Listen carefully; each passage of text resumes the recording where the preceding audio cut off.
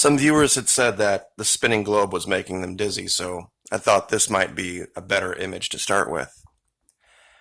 One thing that's happening that not a lot of people are seeing is there are alliances being formed with groups that normally wouldn't see themselves as working together. Cases in point. In Louisiana, there's a Pentecostal church that is continuing to hold services under threat of National Guard coming to disperse them. On the West Coast, there are all sorts of super left-wing liberals that are ready to throw down with the authorities there if they try to pull them off the beach. Here in Florida, we're having that same issue. That there are people, like for example in Key West, military town, tourist town, saying you might as well just shut down the city and just shutter it at this point. Because there's no point in even being here. And then in Ohio, we have a group of people that are upset because there has been an order given that no unnecessary abortions take place to save the equipment, the gowns and the masks, for doctors needing it to treat the coronavirus. Now that's really going to put a whole lot of people in the same boat that aren't used to being in that same boat. But when it comes to freedom, we all have the same goal. And it is amazing to me how history has repeated itself. Because when the colonists came here and left England, they left tyranny. They allied themselves with the Native Americans, with the French, with the Dutch. There were Irish and Italians working together, which never happened before. All in the name of freedom. All in the name of standing against tyranny. Basically, we'll put our personal differences aside for the moment to fight the greater enemy. The evil, terrible, horrible dictator, of course, giant air quotes there, Nicolas Maduro in Venezuela, has issued a decree stating that no one may be evicted, the collecting of rents has stopped, any rent for anything anywhere, no cars may be repossessed, no one may inflict harm on another's life right now because of the current situation. We have yet to hear that here. There's been some limited announcements regarding HUD, but still the mail runs, which I think is the most strange thing of all. If there were a way, if you were someone attempting to do something nefarious in this case, and you wanted to spread something and you wanted to do it fast, and you could use human carriers, it's tailor-made for that. You have a group of people that are going to literally every house in the neighborhood, and they have mail in their hand. They have this wonderful paper carrier that comes with moisture, that comes with all sorts of little porous holes for viruses to hide, and germs, and anything else. Yet it still runs every day. That should tell you everything you need to know. But I wanted to say something about a post I made last night. Let me show you that real quick. It has a little Barbie face on it, and it says, in 3 months, 14,612 dead. Let me zoom this in real quick. Hold on. There we go. In 3 months, 14,612 dead. World population, 7.7 billion. If you take 14,612 and divide by 7.7 billion, you get 0.0000189,766. Not a pandemic. And then I said, put another way, if 14,612 people died every day from this point forward, from COVID-19, it would take 14 and a half years to reach 1%. 140 years to reach 10, and 1,400 years to kill the entire population. Now, some people thought that 14,612 number was, it took 3 months to get to that daily total. 14,612 people aren't dying every day of this. Grand total in the last 90 days. Grand total. That's been what we've gotten to now. Some people have said, you don't understand how exponents work. Yeah, I actually do. Do you know how long it would take us at the current rate of increase to reach 14,612 dead in a day? It would take us years just to reach that number. It's not even keeping up with our population growth, global population growth, meaning we're having more babies being born right now than are dying of COVID-19, dying of car accidents, dying of heart disease, dying of AIDS, dying of anything else you want to, heart attacks, anything. You take COVID-19, you add it into all the causes of people dying,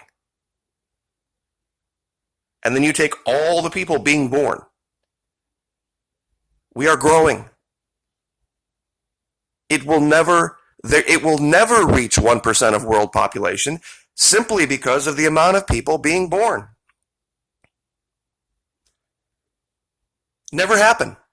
There will never be a day where we will be population 7.7 billion minus 77 million. Never happen. We're going to have more people on the planet tomorrow, the day after that, the day after that, the day after that, the day after that. And this is going away. They always do. They always have. It's silly, and it's, appropriate with the Barbie doll, because that's how dumb you'd have to be to buy into this. Now, some people have said, okay, Mucky, let's assume that you're right. Why are they doing it? It's real simple. The cause and the effect are two different things here, meaning there was an opportunity back late last year that the left saw in this country to introduce something into the news cycle that could affect the economy negatively for the next election. What they expected was that the current leader would see it for what it is, truthfully, and then try to knock them down and say no, just like he did initially. Nothing burger, not a big deal, gonna go away in the summer. And then they would have that to hit him over the head with for the next 9 months, because they would be able to take numbers and put them out not in context. You see, that was their goal. That was their goal. That's not what happened. That initially was what happened. What they didn't count on was the current leader saying, oh, okay, all right, we'll do it your way, and install tyranny. Now they're set. Now they're screwed. Now all they can say is that he didn't do enough fast enough. And it's not going to work. So they're going to try to drive up the fear as much as they possibly can, not realizing that by November, this is going to be rearview mirror stuff. And people are going to say, well, even if there is still a threat, now is not the time to do a change in leadership. They just guaranteed him 4 more years. Guaranteed. That's why they're talking about Cuomo now. That's why Biden, for whatever reason, initially came out and ran his mouth, but he knows, he can see this writing on the wall. He's going to lose again. Through really no fault of his own. Wouldn't have voted for the guy myself. But the way this all got set up is a joke. Let's just look at the numbers real quick. We're not even going to talk about total cases anymore, because we're not going to talk about healthy people. Healthy people don't count. I'm sorry. When you talk about People that die of heart attacks. We don't talk about everyone who's ever had a heart attack, right? And lived through it. AIDS kills everyone. Car accidents kills everyone. We're going to talk about people who have it and who have died from it. 15,000 deaths in 3 months. 100,000 people, 7 times as many, recovered from it. And still, this pesky number that nobody wants to talk about down here. As a percentage of all cases, this number dropped from 14% in the beginning down to 5%. 5%. And has stayed there. And it's going to get smaller. And nobody's going to want to talk about why the serious or critical condition people amount continues to go down and down and down and down and down and down and down. Oh, they're going to talk about the deaths, but they're never going to talk about them in context. They're going to say, I remember the huge headline, 400 people in the United States have died so far. 400? 400 out of 300 and what, 25, 30, 40 million, whatever it is? 320 million, 370 million, it doesn't matter. It's still some fraction of a fraction of a fraction of a fraction.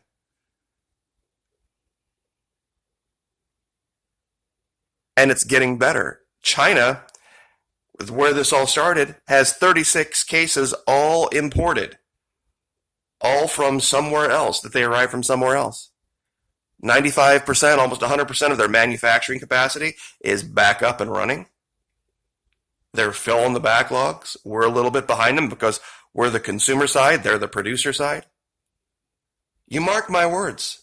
There's going to still be talking heads in June trying to say, are you sure you possibly can't get sick from this? Are you positive that it's gone? Could it be hiding somewhere? Could we see a second wave? I mean, they're going to try to stretch this out as long as they can. But the handwriting is on the wall. This is going to be over. And it's going to be over sooner rather than later. 224,352 people in mild condition, plus the 100,000 that have recovered. Make up the vast majority, make up 95% of everybody. And now, and I guess we'll leave with this given where we're at time-wise, the governor of New York said something that I think the left is going to lose their mind over. He called for the start of what they call serological testing, where they're going to start testing North Americans for antibodies, meaning we already had it. And that's what they're thinking the reasoning is. Why we aren't seeing the exponentially growing numbers like they said was going to be the case. I was sick. My ex was sick. Ex-mother-in-law was sick. Right in a row. My ex-mother-in-law got it in November. My ex got it in December. I got it in late January. And it was the same story. Sick as hell for 3 to 5 days. A nagging cough. And then eventually it goes away. Just like it did with me. I've got proof in my videos of it. Go back to January's videos and you'll see. I couldn't go 4 or 5 minutes without coughing, or you heard me with some type of a cough drop in, or a Ricola. And that's all it was. That's the threat here. To 95% of Americans. And they have taken, and this is so, it's just criminal. It really is, to talk about the statistics the way they have. You can't take places like nursing homes and cruise ships and throw them into general statistics and say that they are somehow part of the group as a whole. How many times before this whole event did we see some story in the media about food poisoning on a cruise ship? Or this sickness ran through a cruise ship, or that sickness ran through a cruise ship. They won't take those statistics and put them into the general statistics of that particular thing and say this is now how likely you are to get this or that or the other. But they're doing that now. If you would take away the nursing homes, take away the cruise ships, and I love the people that say, you can't trust the numbers out of China. Okay, fine, wonderful, fantastic. Let's take all of their numbers away. Because, of course, we can't trust them. And then look at it. And then of the remaining people, dismiss those who were going to die anyway of some underlying condition, which is the vast majority. The odds of the average healthy person in America getting this and having it be any threat to their life is so astronomically small, it's not even newsworthy. If you take the total cases right now and you put it over the world population, it's 1 in 256,000. That's what it was yesterday. I'm sure it's probably a little bit better now, but it was in that region.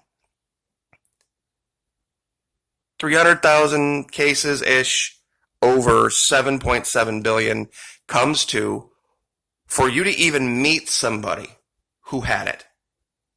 1 in 256,000. Had it, has it, died of it, everybody, all cases.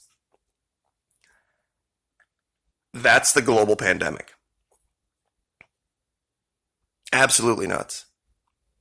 Upside down world. Bizarro world. So I will leave it there. Like, share, subscribe.